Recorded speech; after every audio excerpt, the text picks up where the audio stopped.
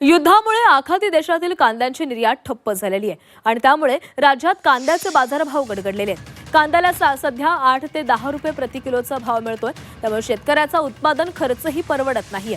तर दुसरीकडे अवकाळी पावसामुळे कांद्याचं नुकसानही झालेलं आहे, त्यामुळे कांदा उत्पादक शेतकरी दुहेरी संकटामध्ये सापडला आहे। याचा आढावा घेतलेला आहे आमचे प्रतिनिधी हेमंत चापुडे यांनी। सध्या कांद्याच्या शेतात आलेलो आपण या ठिकाणी जर पाहिले तर कांदा उत्पादक शेतकऱ्यांची कांदा काढण्याची लगबग सुरू आहे।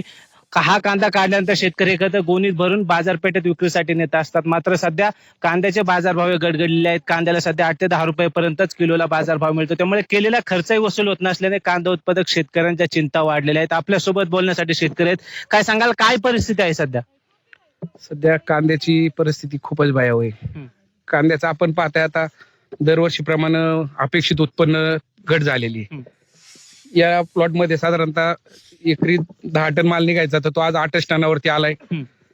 खताच्या 1200-1300 रुपयाची खताची गोण आम्ही आता 1800-1900 मारली। तिथं हे झाले, औषधांच्या किमती वाढलेल्या आहेत आणि आता हा जो कांदा आपण उत्पादित केलाय याला 1 किलोला साधारणतः 12 ते 13 रुपये खर्च आपल्याला आलेला आहे आणि आजच्या बाजारभावाची याची विक्रीची हे पाहता त्याचं उत्पादन मूल्य 8 ते 10 रुपये झालेले, म्हणजे शेतकरी आता निस्तारणभूत होण्याच्या मार्गावर आलेला आहे। हेमंत चापुडे, झी मीडिया, शिरूर, पुणे।